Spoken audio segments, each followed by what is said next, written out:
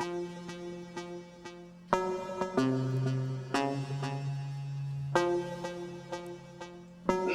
So what they're saying, right? To be clear for our audience, because I actually read that article. I didn't look at the headlines.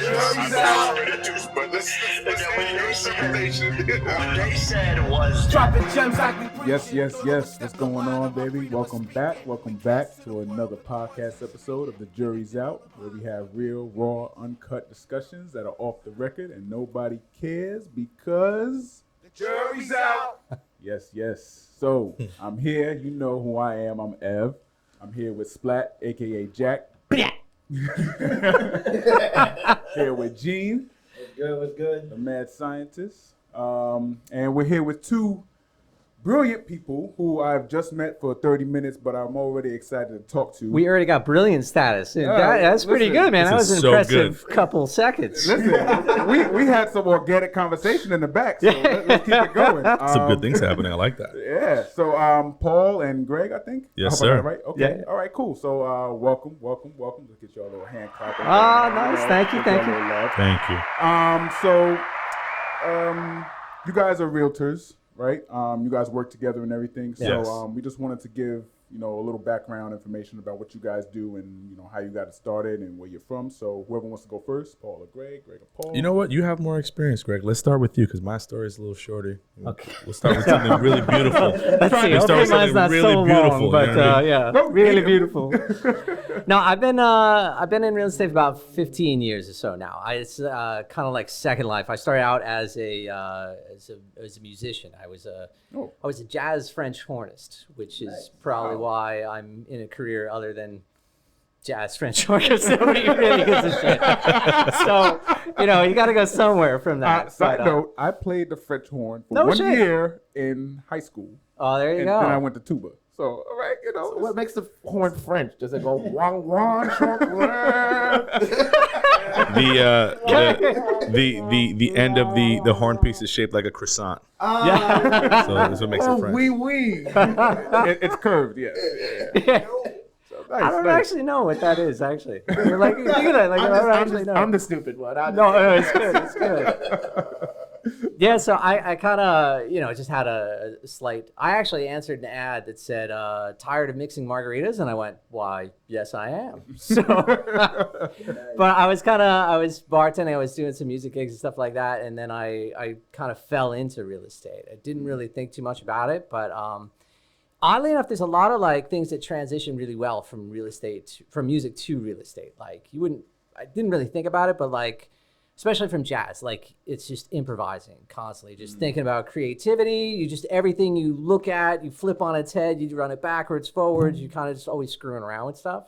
And that really translates well to real estate because it's just most of the time people don't look at real estate like that. They look at, well, are you qualified? Do you want to buy this? You want to buy that? And that's it. You're like, everything's in this little box, but that's not how people are. We never fit into these weird little boxes. So Right. there's so much more to it. And then the other side is the, kind of listening. Cause it's, music, you just spent years just locked in a small room, listening to myself make noises. So it's just a weird freaking thing. Right. But you get kind of really tuned into just really minute details. And it kind of translates well if you turn it to listen to people. And that's where it's been really good because people just don't listen anymore. I mean, I don't know if they ever did, but Or read. Yeah. Which we learned last episode. Yeah. Oh, yeah? Yeah. Yeah. I Or might read. learn in the future. Yeah. It's a continuing trend, I think. yeah. It's it's all video, nothing. Yeah, pretty much. So how long have you been doing realty now? About 15 years or so. Nice. Okay. All right. Yeah, so it's good. I kind of have a slightly different take on, usually your profession in real estate, dude, the kind of ideal thing is you start in one area and you become the mayor of that little town and you just stay there and you just keep, networking, keep building clients. This is kind of terrible for my own business because if I would have stayed in that, I probably would make more money, but I wound up kind of stretching all over because I really like the investing side of it because it kind of fits with that creativity. You're always kind of searching for something that's hard to find, or trying to turn, something that maybe isn't that value and turn it into something really valuable. So I wound up kind of chasing around a lot of investors, and we, I did a lot of stuff in Manhattan. Then I went to like some of the first stuff I did in Harlem was really where I kind of got some of that stuff. I had this building. I sold his son something, and then he's like, yeah, I really loved thanks for helping me out on that. I had this problem. And then he introduced me to this thing, and it's like this, it was a new construction condo, but the developer was in jail for fraud. The roof leaked. That's a red flag. Oh my God, this thing was a mess. Like the finances were a disaster. It's Right. unfinanceable. But I started just kind of figuring some things out, pushed it along, and we were able to like sell that. And then I sold like 7 more of his buddies' units from that, because they're just, dude, you got me out of this. I made money. This is freaking amazing. Now they're locked like, in. yeah. So you kind of like stuff like that is kind of where I started. Then just started popped around, and I've done a lot of. This is where I kind of teamed up with Paul when we got. I was doing stuff in the Bronx, and I don't know anything about the Bronx, honestly. Same here. Yeah. Somehow. Where am I? Yeah, man. Yes. Yankee Stadium. I've been there. Yeah, that's it, man. But I had some guys that were like buying buildings out there, and we're working on it. And then Paul just freaking loves the Bronx, and so we started working together. He was doing like a lot of the showing. We were kind of working together on that, and we do a lot in Lower East Side still, some stuff in Harlem. So we just kind of had a really good symmetry on this. It's a interesting mixing of a couple different worlds. Yeah, we're all over. So I got into real estate because I was in retail forever. And I kind of just kept scaling up, manager, bigger box. And then I was just an associate. I didn't even want to work there, actually. I went like during a college fair, Radio Shack was just there. And a friend of mine was like, hey, Nick, come with me to this job fair. And I was like, I don't want to go. Like I'm in school. So everything that's here is literally not what I would do for myself when I graduate. So I don't, it was a lot of fast food places, and like, this is for high school. I don't know why they're at the college right now, but okay, fine. Like whatever. They're looking for upper management and HR managers, I guess, as they all, behavioral science majors. Like, oh, they think we want to be in HR, so like whatever. And I applied, and, I started doing the sales stuff, like mobile sales. I had already worked at T-Mobile before. And then when I got to Dollar Tree, I was just like, they want to pay you a lot of money, but they want to take so much of your life away from you. Retail does so much. So my buddy was like, look, I just paid for some real estate classes for you because you left your ID at my place. So I just registered you for some classes. Like, what? Yo, you're going to. He held you down. Yeah, bro. my man. Yo, it's my man. Ant. Yo, paid for the classes and everything. Like, yo, bro, you're paid up. Your books are paid for. Like, you're wasting your talents. Like, we go out and you can't hang out with us because you're doing retail shit and you're pissed all the time. You work when everyone's got time to chill. Yeah. I go to job. I want to get drunk with Happy Paul. Yeah. You know what I mean? Like that. It's exactly it. They're like, yo, you're pissed.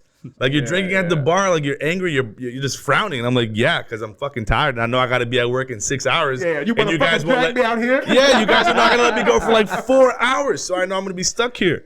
And I landed at the first firm I worked at was cool. The school I went to was NYREI, right there by Macy's, 32nd Street.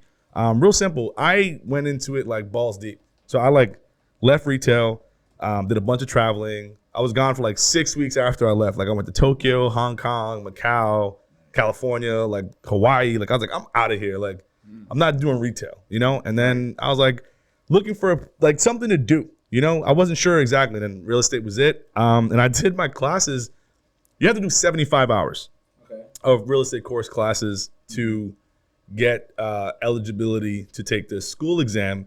And then once you pass that, then you can take the state exam. Now, do you need any, do you need a high school diploma? You do not need anything other than like a New York State ID. Like you just got to be a legal citizen for the most part. You need a pulse. Yeah, probably not even a citizen for the most. Actually, don't even need to be a citizen. Can you take those tests if you're like 12 or some shit like You're that? 18. At least 18. 18 and alive. Liability, right? Liability has to fall on you. Right. With social media, you go buy some property from a fake Russian. Yeah, I mean, you really never know. Yeah, there's a lot of that running around. So, the first place I worked at, they would basically come into the school. They would just talk about where they're from and what they're doing. And I liked the first place. I landed there. It was great. I learned a lot from a lot of really experienced agents. And then I went to Thailand on vacation, and we had 260 employees. And I came back 16 days later, and we had less than 40 employees. Wow. And yeah, there was a lot of crazy stuff going on. What I had happened? no idea. Well, so the CEO used to just put everything in the company's name, and then he just stopped paying for everything. And he was just like moving money around and just doing all kind of crazy things. And I knew things were weird when I was in Thailand, and they were like, "Oh, we got a check deal for you," and it was like for $432, but I literally made that in like 30 minutes, so it wasn't bad. It's like, take this kid to the Upper East Side. If he likes the unit, have him apply. And I was like, no. They're like, it's on your way to the Bronx. Like, what could be so important that you don't want to take a break from the Bronx? You know, and I'm like, I'm going home, right? Like, yeah, because wherever I work, they're going to give the Bronx a hard time, right? Unless it's a Yankee game, people don't have any interest in what's going on in the Bronx, right? Like, people talk about Riverdale. They never tell people that it's the Bronx. Like, oh, I'm going to Riverdale. Like, you're going to the North Bronx. Like, tell people you're going to the North Bronx. Like, I'm going to Riverdale. You shut your mouth. Well, you know? they're trying to build up, South Bronx, Yes, a lot of water. They're trying to, So it gets crazy. So that's more or less how I got in. And then I kind of just moved around to a couple different firms, and I just didn't really find a home. So then I went and worked for the city for a while. The bureaucracy got to me. I literally could just not deal with it. I was doing special projects, working with some of the commissioners and stuff. But what do you do for the city? so essentially, I was basically doing like compliance for SYP, DYCD, just like checking the CBO sites and just like checking on the students, seeing how they're doing, making sure they're actually learning. A lot of acronyms there. Yeah. So SYP is the Summer Youth Employment Program. OBGYN, Right? You know what I'm saying? And so they get $900 million to make sure that the youth of New York City has a job. Okay. So like you guys, Attorneys of Swag, you guys can basically write a proposal, submit it to DYCD, and then you guys can have interns in here doing shit. You know what I mean? Like you have options. No, well, he's saying it's legal. Just saying. I know, but Just saying you have. trying to keep our shit in, You know what I'm saying? You In-house, right? you have options. I'm just saying, you don't have to be kids. we weren't thinking about that, but that's a great You can do 18 to 24. They don't have to be younger. I'm just saying, you have options. You know what I mean? We'll let you guys know. Don't worry. Yeah, whatever. I'll put you in with a guy who knows a guy. All right. So when I decided I was gonna go back to real estate, I landed at Anchor Associates, and that's where I met Gregg. And the engagement was pretty much like this. I heard him in the Bronx, and I was like, "You in the Bronx? We're in the Bronx." And he's like telling me where, and I was like, "You didn't have any issues?" And he was like, "Nah." I was like, "They think you a cop. You look like a Fed. That's what it is. You look like a federal agent." And he's really in the Bronx going, Right. Well, the funny thing is, I go like show something, right? And I'm taking this like client around. I don't know the freaking Bronx, right? And I go back and I tell Paul, and he's like, "Dude, you were there? Like, Portland, you in were the like South walking on that Bronx. street. Like nobody shot you." I'm like, what? 3rd Avenue, He's 149th. okay, man. What do I know?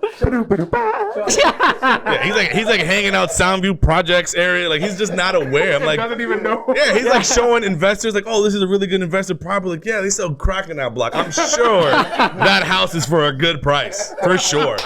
I'm certain of that. I don't know why it's so low. Yeah.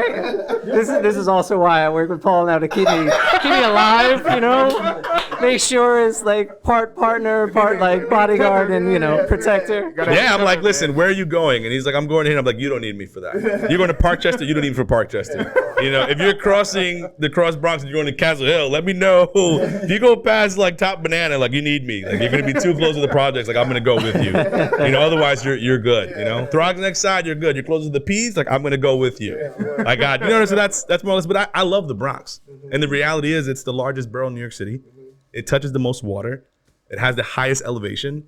And the reality is when New York City was what it was, the Bronx was where it was at. Everyone wanted to be in the Bronx. All the stores in the Bronx, Alexander's, which was the Macy's back in the day, was in the Bronx. The largest units and everything is happening. So the reality is all of those huge apartments that you would see like in Concourse Village, where a lot of the Hasidic families that came over to the States actually congregated and just kind of just made their way in the Bronx. So we have some of the largest units available in New York City and at the best price points. So Gregg working in the Bronx and all over the city, and I'm always in Chinatown. Anybody that knows me knows I get bubble tea like twice a week, every single week, even during the pandemic. I'm like, you will open for me, or you will never open again. Boba, like, don't play with me. You know what I mean? Fucking power, boy. Yeah, like there's Boba Fett, and I will throw a Boba Fit. You know what I'm saying? Like, you will make sure I get my Boba. Don't play with me. You know what I mean? Like, I have a thing, and it's that. Yeah, I got you. I This got might you. sound a little basic, but just to make sure, what exactly does a realtor do? Perfect. So, here's the thing: you can work with or without a realtor.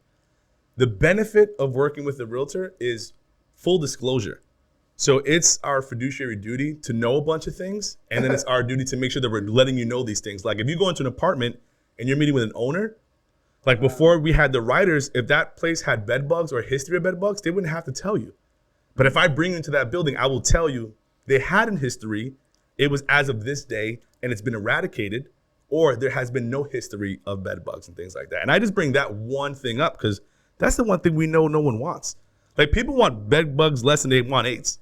You know what I mean? Like, people are like, give me AIDS because I can live with them. I can't live with bed bugs. You know what I mean? Like, it's that serious for some people. So, like, that's what they think about. Magic Johnson don't want no bed bugs. I'm telling you, he was like, yo, keep that. Keep that. I'm good. I take I'm medication good. for the rest of my life. Yeah, he's like, he got his prep. He good to go. So the thing is, and it depends, right? There's the rental aspect of it. You can absolutely go straight to a management company, fill out an application, rent the apartment, pay no fee. And if you work with a realtor for an open listing, you might have to pay a fee. But the reality is, the fee is such a small increment, because if you work with someone like myself, you work with us, we're going to let you know, listen, this is a good management company. They have supers that live in the building, or the supers live on the block. They have great heating. They have great cooling. They're located to this. And we'll tell people, listen, your budget is this. You want a AAA neighborhood? Well, I'm going to get you a AAA neighborhood, but I'm going to get you a D building because that's the budget we're working with. Right. You know what I mean? And I know where you want to be based on what you tell me. And I tell people, if you want to be in an area that we don't necessarily specialize in for renting, we have people we work with who specialize in those areas. So you want to work with the best. You're not going to know who the best person is. You know what I mean? Yeah. But you can see people's track record. You'll know based on the neighborhoods they bring you in. If you go into a neighborhood with a broker and the guy who's selling newspapers knows him, you know that they're there all the time. The young lady who's walking on the block and they're giving her coffee, she didn't even order it. They already know what she wants. She's there all the time. She's like a neighborhood specialist. And in the Bronx, that's exactly what I am. So do you guys only service the Bronx, or do you go out to other boroughs? No, yeah. Like, most of my stuff's still based in Manhattan. I mean, Okay. Manhattan's kind of the core. Like, I do a lot of stuff Lower East Side, Chinatown. I do a lot of uptown as well, Upper East Side, Harlem. It kind of all over the place. Yeah, we do. So our license is for New York City. So we can service all of New York City. Okay. We, however, because we work with the investors, we're typically in the areas that have the best spread, which is usually the Bronx. You can get great rent roll there. You get great price points, or in Manhattan, where you know you're going to get market rate or above market rate to rent apartments. What do you mean by work with the investors? What does that mean? So typically, you have like the buyers and sellers, and buyers can be first-time homeowners, or they can just be someone that's looking to rent. They can be students that don't want to live on housing. But when we work with some of the people that purchase with us, some of them will purchase with us, and then we will also help them fill the vacancies in the multifamilies. Let's say, for instance, if it's a 3-family, we'll help them secure a purchase. After the purchase, then we continue to work with them, and we'll actually fill the units. And if they have enough units and they want to hire us to manage it for them, then we'll also do the property management for them as well. So it's like one-stop shop with us. Got you. Okay. And now, so it sounds like you work mostly for the buyers, right? You're not really. No, you do actually, stuff well, for I mean, sellers he too? does mostly, like, my side of the business is mostly on the sales side. Like, Oh, okay. mostly that's the side I prefer, is the representing the sellers. And that, like you asked, like, what's that look like? It's a slightly different thing as far as what do you do in the business and how do you represent and what's the value of a broker in that. Yes. And it's, I mean, it depends. I mean, people look at commission, they're like, holy crap, Everyone that's just a, wants to avoid it. yeah, you're like, right. that's a huge freaking expense, right? That's a big percentage you're asking, but it's almost like an investment, because it's like, what I can do for you is, if you give me the opportunity that, okay, let's say it's 6% on it, right? I could get 6% you meaning 6% commission for a For co-broker. what it or overall something like cost. that. So if it costs $100,000, Yeah. you're making $6,000 off of it. So Yeah, if it yeah, costs exactly, 160, exactly. It's not like it varies, but Just Right. for example. yeah, for example. Yeah, right, and just to be for clear, something. that 6%, it's split 3 and 3. 3% for the buyer's agent, and then 3% for the seller's agent. Oh, okay. You know, so it's not what people think. Like if you sell $1 million property, there's 60,000 in commission. It's 30,000 going to one entity and then 30 to the other. But we're also splitting that with the firm that we work out of. And depending on your split, it could be as low as 50%, and then some of the more generous places can be high as like maybe 85. Yeah.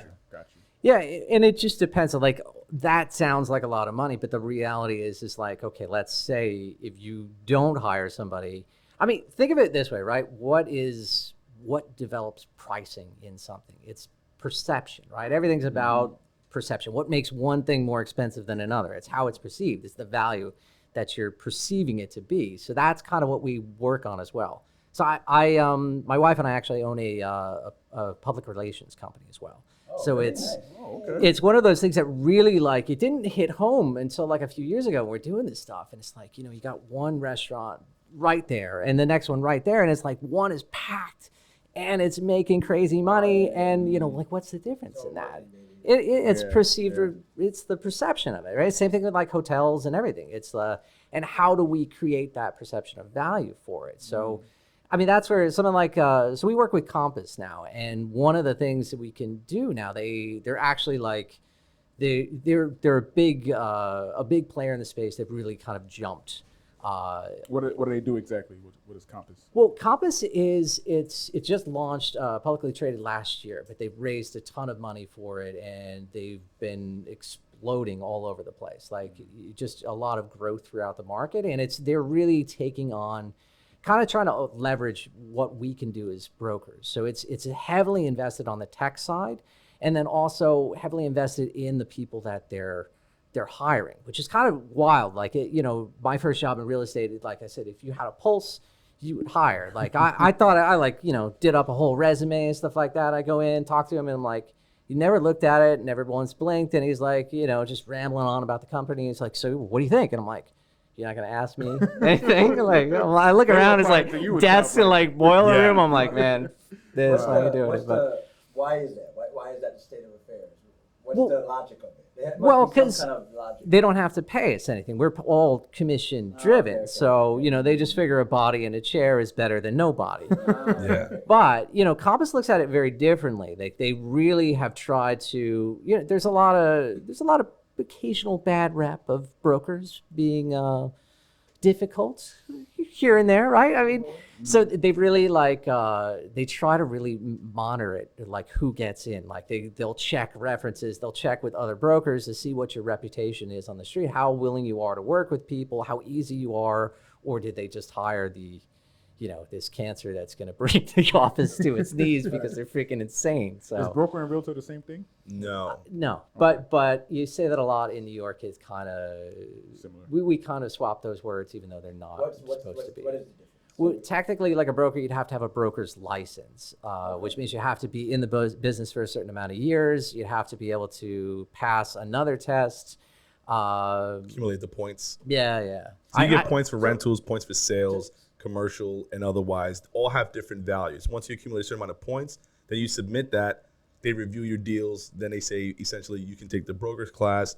But the difference is brokers can own the brand. So we work for Compass, they're the brokerage. So we work with them and for ourselves through them. Yeah. But if we wanted to become brokers, do the deals, get the points that I would submit, then I can just work out of my own brokerage at my name or whatever it is the case. And basically realtors are basically managing the properties while they're in this phase that they either want to find a renter or a buyer. Well, it depends, right? So essentially a realtor is just somebody who has a license to practice real estate. Okay. Right? Well, so there's a whole realtor trademark thing that the NAR is probably going to sue you for it on that, but yeah. Right. It don't matter. We're salespersons, right? I'm a New York State, city salesperson. It was my actual title. Yes, there you go. And okay. Yeah.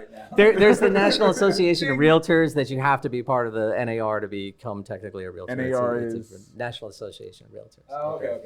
But yeah, I mean, we could do anything. Like we could represent sellers, buyers, renters, anything that involves transacting on real estate in any level.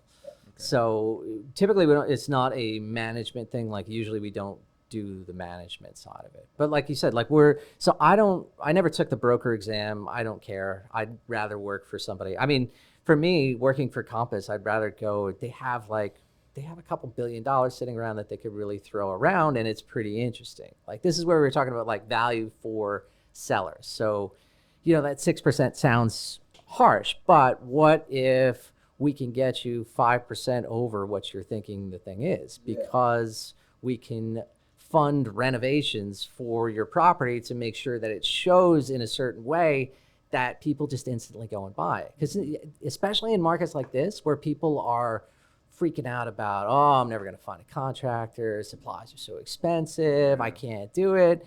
They don't want to touch anything that looks like it needs work. But again, that same kind of perception, right? What if you could just go in, do some light rehab to it, maybe clean it out, declutter it, maybe just paint the cabinets, swap out new appliances. Like it's not big work. Yeah, value adds. Exactly. You're taking that same thing, adding value to it, and it suddenly is worth more. How much more? That's the magic in the spread on it. Yeah, here's the kicker though. Our company has a unique program called the concierge program, where we will give you the money for the rehab. Okay, how does that work? So you come to us and you have a property, and let's say you want to do your bathrooms. Let's say you have 3 bathrooms, and you're like, look, we've done everything else, but the bathrooms need some work. They need some tiling. They need to replace the toilets. Let's change the vanity. Let's definitely update it and get some tiling done. They'll do the valuation, see more or less what you're looking to do, what it's worth. We issue that money. They do, once you hire your contract, you get that work done, we now sell that property for you. And what's the split with that? There's no interest there's on no it. interest on They it. fund We're it gonna up make front? we're gonna make that money back. We're gonna give you the money based on what we believe we can actually get back out of it. Okay. Yeah, so we it's give you just 100 paid back grand. at closing, no That's it. interest on it. Just what you fronted. That's it. But we represent the property now. So you're working with the Compass agent. That's the only contingency. You're working with the Compass agent. I mean, and it has to make sense. It has to be, you You can't just go Gotta be making money. old figure and be like, hey, Right. I want 150,000 for my kitchen. Yeah. It Right. has to be in certain guidelines. There's a Right. couple different variants of it. Right. And it's also like we work with you to help you determine like what, because it's so easy to like, I could go drop 50 grand on the property and you're not going to get that 50 grand back. But you know how to spend that $30,000 and you'll be able to get more than 30 back sometimes. So you just have to really just know that value add thing. I mean, and that's interesting because both of us actually came from, like, my father's a contractor. I'm a terrible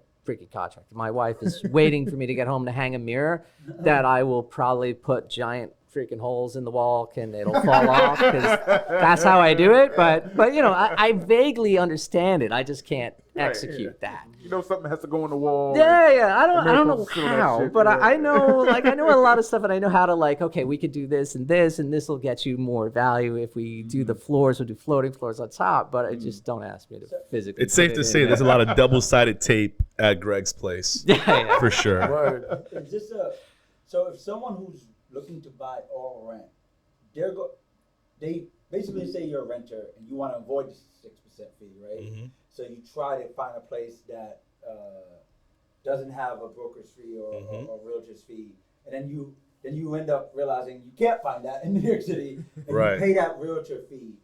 You basically paid for someone to have the benefit of the realtor when you could have just paid the realtor up front and gotten the benefit.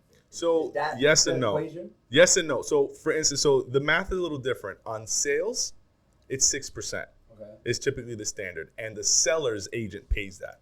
So if you're working with me and you're buying, and he's working, let's say this is not my partner, it's just another realtor, and he's working with the seller, they're paying my commission. So you have nothing to worry about. His concern is to make sure that he can actually deliver that number, so that if there's any negotiations that go into play and that number comes down, it doesn't have to necessarily eat away at the promise that he made that he'd guarantee the commission in there. Which is why you got to be careful with the kind of things you deliver to people, because this is all money. And when you give someone a money promise, they don't forget anything you've promised them. I'll You know never what I forget a mean? price tag. No, and listen, You said I was gonna make what? our How did I job make that?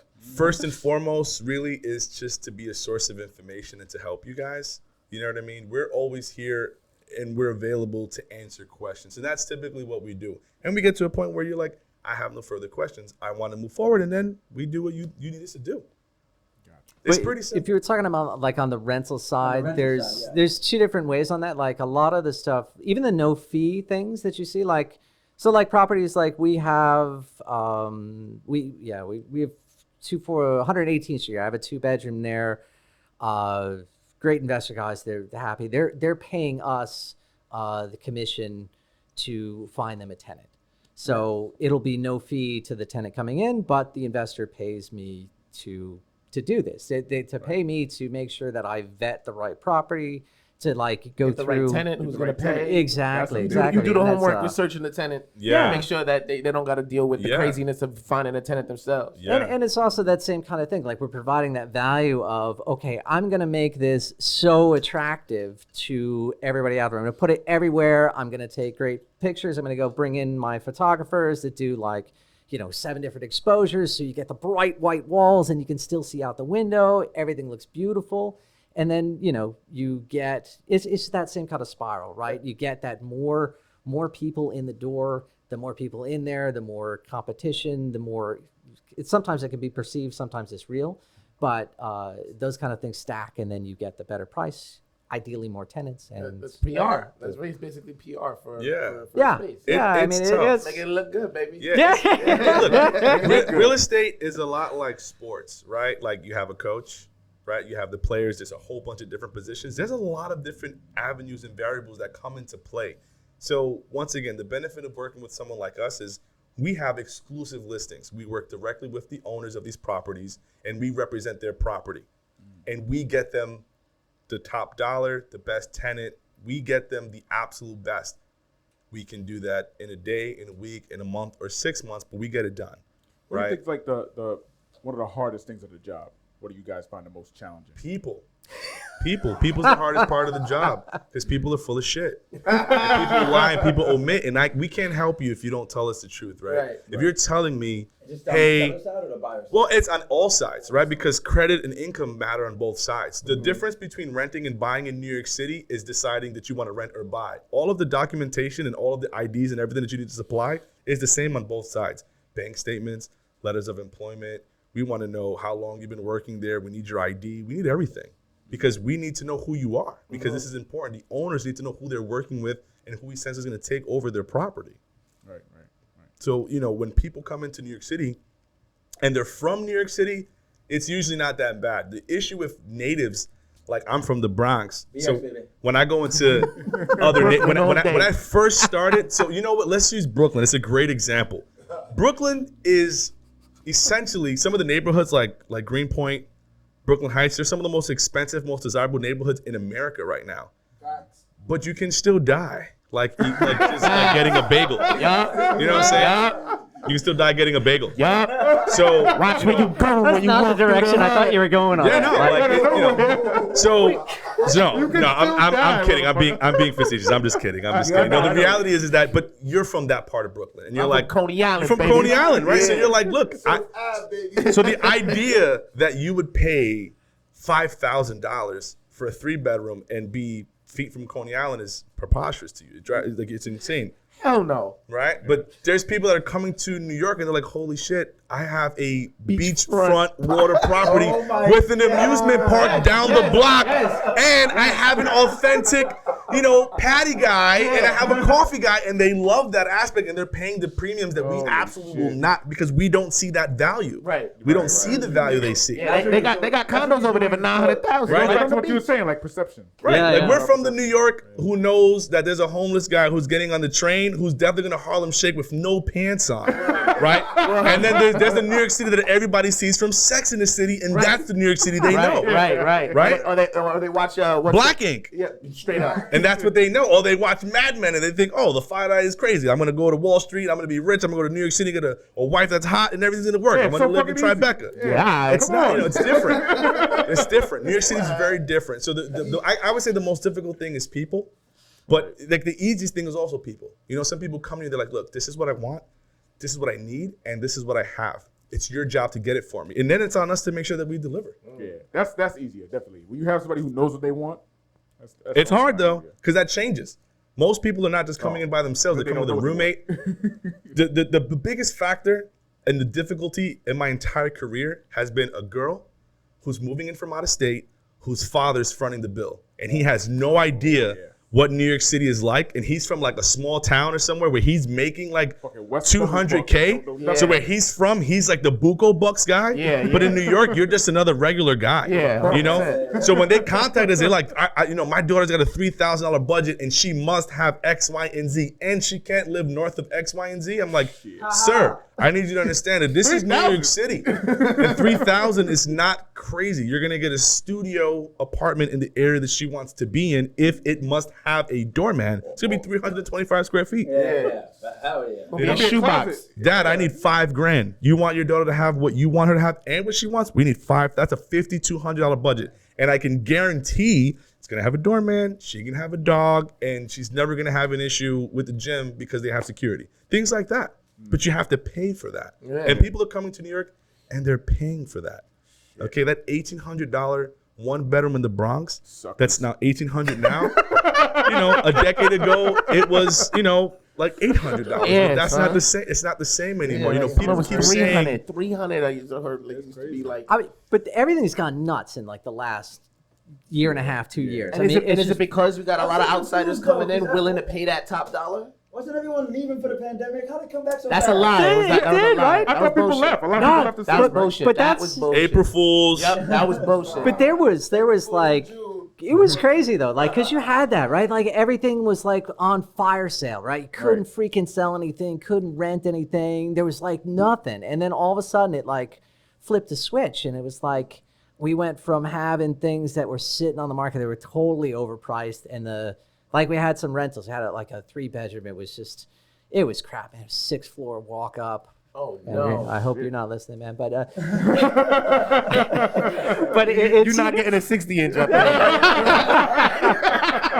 As you bring it up in pieces. But that thing, like, it went from I couldn't get rid of this thing to save my life to like all of a sudden I'm getting like freaking 6 calls a day on this thing, and it's like underpriced and it's like the best value on the market, and it went like that. And the same thing with the sales. Like even right before like the vaccines hit, everything started picking up. I mean, the demand last year was insane. Like you look at the number of people buying in New York, it's off the charts. Like the height of the market, it's like 2014, 2013, 2015, something like that's the height, right? We're way over the demand levels. We're way over the contract signs. We've broken like every record. Wasn't there like a fire sale then? Like, did people actually sell or did they just leave? Like, there wasn't like, because that's what we thought too, right? You think, all right, so you go back to like 2009, right? That was everybody's biggest, or 2008, that was everybody's biggest fear. It's like, oh my God, right. It's going to be a mass exodus. Everything's going to melt down. Holy shit. And but it didn't really happen. People didn't really leave. I mean, there was a lot of pain. It took a while to correct. But this time there was people freaking left. I mean, New York was different looking, Corona made us want to be socially distant, so people were like, "What if I had a yard?" Yeah. But Exactly. I got from here to the city in like 20 minutes. Never ever. Right. Never ever happened. Right. Yeah. But so that's the thing. Never that happen changed. again now either. No, right. Now it's like twice as That long. was crazy. You In the missed middle that. of the day. If you are a driver but you didn't get to drive to that, you missed. Oh, that's for Yeah, because sure. it is not happening now. Like 3 p.m. to be driving down 2nd Ave and just see Right. All Doing Dad. 80 miles on 2nd Avenue. with Will Smith. Oh yeah, with the I Am Legend. there you go. I know a couple people Yeah, that there live was- that life. $1 million at 40 seconds. Stop for a second. You could have went and gone, I could die and no one would notice. Yeah, I mean, you don't have to wait for COVID for that to happen. This is New York City. But it was definitely like that. So you take COVID, right? So you're saying like the mass exodus, everyone's leaving. But who's the everyone? They're not the natives. They're not us. We didn't leave. Nah, we didn't. We stayed. Yeah. The people that needed to be in New York City, they stayed. It was the people that have those pied-à-terres. They can just come here and hang out and just do their thing. Just hang out, live off of mom and dad's money or crypto money or some kind of .com money or investment portfolio or day trading. You have options here. The luxury market in New York City is what was kind of convoluting a lot of those numbers. They're like, oh, you know, people are leaving. You know, these places are empty. Well, these are luxury buildings. Okay, they're luxury listings. These are billion-dollar companies that are building, you know, rooftop pool buildings with 7 doormen and the whole floor is your apartment. The whole floor is your apartment. You know, those kinds of the things. Lambo comes up on the freight elevator. Yeah, they have that. You've seen it. You've seen it on 57, 58, 59. They have them. Yeah. We've been in those buildings. They're amazing. In your crib, bro. Yeah. Just so you know, just for that feature alone, the building on that side is somewhere between $250 and $350. So that's for the people that got real money. Wait. $350 a month for having that parking space that has the ability to do that. You're typically paying. But that's like there's so few buildings that actually have that. Of course. There's a couple There's so few people that can afford that kind of thing. You're paying like $20 million for the apartment to get the option for that anyway. You can drive your car from the street. Into your apartment. And then your car is in your apartment. Like an elevator brings you your just car. kind of park it and then they move it. It's pretty wild. Like You've seen just Tokyo drive Drift. it in Come and on. you chop it up, you dial it back down. You've seen Tokyo Drift. So it's like either in the insane. middle or like on the side of the you own the whole floor. And then you put your car in a freight elevator, and then your car goes up, and then you got a little spot in your apartment where you just pull that bitch up, and then it goes down, and everybody can use it. And then when you want it, you just back up. Really? And you There's some too that just have it where you just drive it in and then it kind of parks it for you, and then it comes back up too. So it's like there's a couple versions, but it's been freaking that's like nutty. $250,000 a month, right? No, you pay for the spot. You just pay for it. Oh, okay. And then it's yours. I can't even put that on my bucket list because I know that shit ain't happening. So. We don't know that. Might as well get a house. Don't talk like that. I rebuke your statement of poverty. You will absolutely. You just got to get the right guy on trial, man, and get him off. That's it. That's all you got to do, man. You think that's his name? Rob Kardashian. That's how he got OJ off, man. Listen, you have to make sure that you get Kanye everything in that divorce, and now you are the man. You imagine? That's it. That's all it takes. You know, He currently wants TikTok regulation. Look, the most important thing in real estate is to know that the people you're working with, or the people you're like literally like myself working with Greg, it's about integrity. You know what I mean? You have, because you're essentially giving someone full reign and access to your property. So when we're working with these management companies and we're working with these owners, New York City residential laws are 100% in favor of the tenants, even if the tenants are at fault for not paying, choosing to not pay, moving in, doing whatever they want. And housing court is almost always not going to allow these people to be removed, because where are they going to go? Then the government still, has to get involved, find placement, shelters, and then things you add like in that. that whole COVID aspect. Yeah, then you add the COVID aspect like, of it. It's I mean, crazy. it just started, right? You could just start. There's an attorney I work with. He owns a condo, and he was about to evict a tenant because she hasn't paid in like 6 months. Got to the thing, just about to get it signed. COVID hits, stuck. Hasn't been able to get her out. That's a year and a half, right? And now this just starts that clock of like, now we can try to evict her Is again. there a coming doom? Oh yeah, no, that's it already hit. Like January was the mark on that when they finally opened the courts. I mean, but it's still so backlogged. And stuff. It's gonna be. It could be another year probably, right, before people get evicted. Yeah. Now, does that affect people buying property? They're like I'm not even trying to deal with this, because if it's backed up for the people who already have and are now dealing with this, imagine if I buy something now. If I get into a problem, the courts ain't gonna holler at me for another 2-3 years. I have guys that, when they passed these rent laws like 2 years ago, 2019, they made a lot of changes. They made all these like kind of, I mean, it sounds good in a way, but that's the essence of government, right? It's always like there's an element of trying to help somebody, and then there's always this element of, oh shit, I didn't think about that, but yeah, we just screwed you, buddy. Suck it up, you know. Right. So it's. What were some of the changes not to put it on the spot, but like what were some of the changes they had made? Because it seems like it's already tenant friendly. So I'll take over on this one, because I do a lot of the rental stuff. So one of the big things that they took away was additional rent and security. So before, you would pay like first and last month's rent and then 1 month security. Right. But if your credit wasn't great, you can pay 2 months, 5 months, 6 months. International students or people that don't have credit or people that are new to the States, they can typically pay a year's worth of security.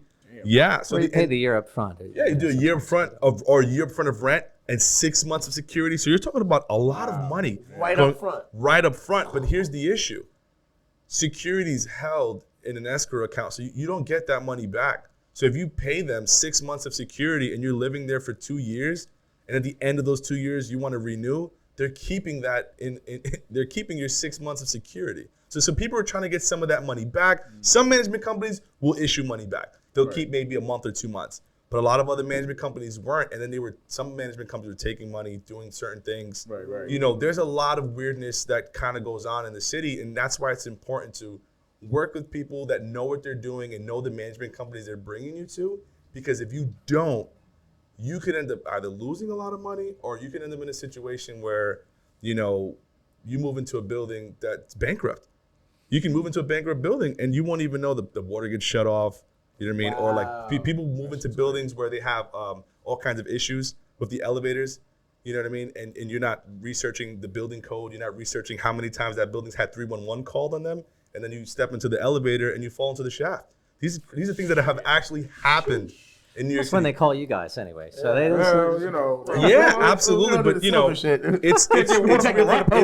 Protected from the system. Yeah, it's really important that you know who you're working with and that they have credit. That's why anytime somebody works with me and they're like, "What can I do?" I'm like, aside from telling everyone you know that I'm the best person you ever worked with, go to Yelp and give me a 5-star review on Yelp, because people care about stuff like that. They're like, "Oh my God," because personally, I think online rating is kind of biased, because I can have all you guys be my homies and just give me a whole bunch of 5 stars, right? That But is I true. think Yelp, if people really go to Yelp, and even if it seems biased, people just go by it. So Yelp go to, is biased. Yeah, Yelp I think sucks, that- man. that- They're that's like what I'm the saying. worst But not if fucking it's thing like ever. a full dissertation of a I comment. know. But they like kind of they back like all the Yelper, the fucking one that makes the most noise and throws the most crap at everybody. That's the guy. Oh, we'll boost him up. Yeah. you know. So there's, Sorry, there's a lot of things. You know what I mean? Gotcha.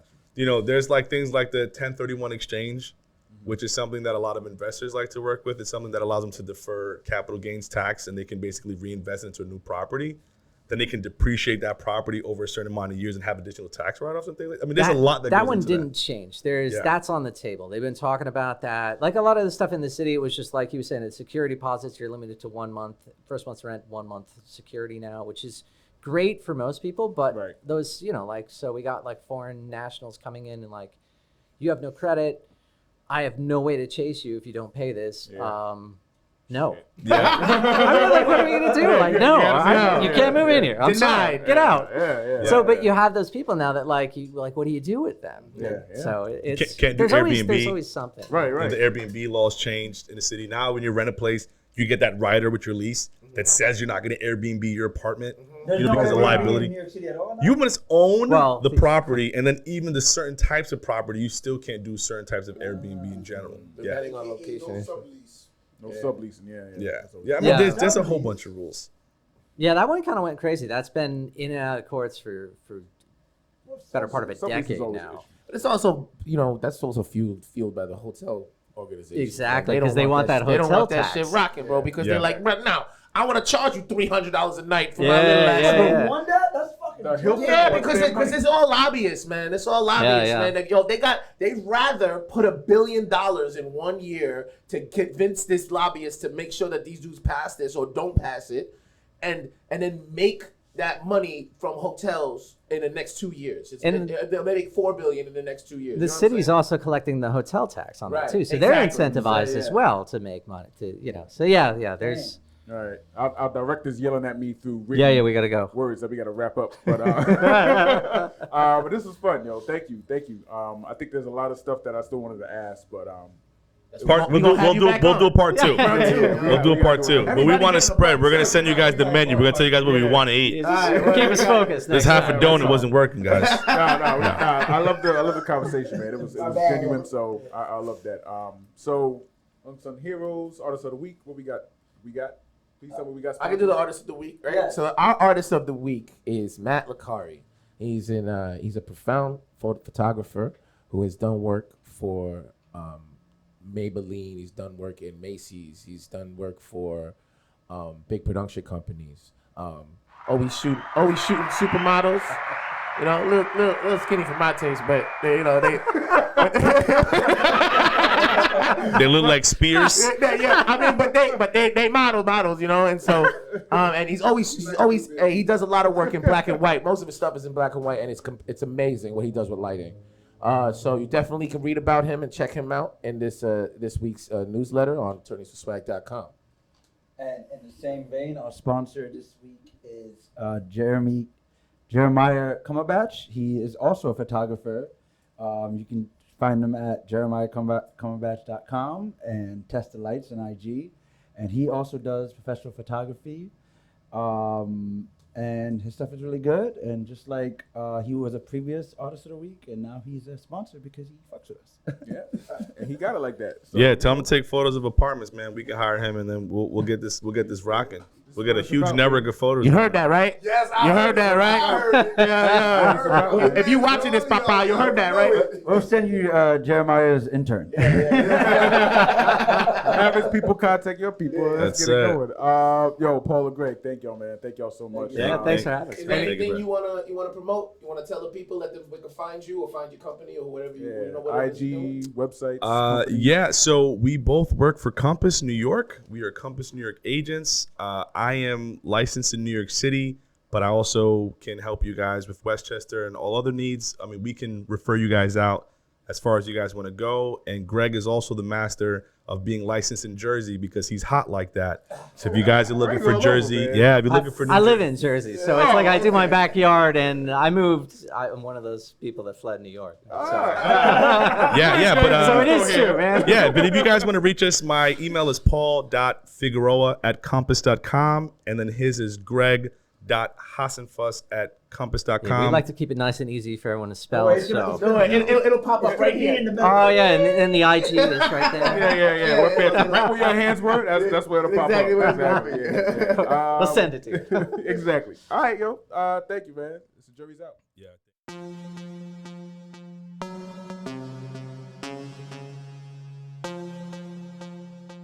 No. So what they're saying, right? Just be clear for our audience, because I actually read that article. I didn't look at that.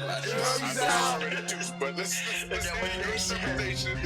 they said was dropping gems like we preaching. Don't overstep the line of my freedom of speaking. We cast to the world, put the words in the street and connecting all the minds of the people we reaching. Yo, attempted to get fenced in and contempting. Teach you motherfuckers a lesson and pressing the issue at hand. Nah, I don't care about objections, suspensions, and cell inspections. Just suppression of black lives is my passion. And love for my fam is everlasting. So stop gassing these asses with glasses. Cause in the end, I leave them where the trash is. out. Jury's out. Jury's out. It's not that what we about, and we kick it to the masses. Trying to spit the law as we laugh off our asses. Breaking down the latest shit, carrying crazy lady shit. Glad I got no baby shit. COVID got me crazy, bitch. Damn. And you gon' have to edit this. The jury's out, so you can't even credit us. No statements null and void, invalid evidence. No, you can't take us to court, cause you know. Jury's out.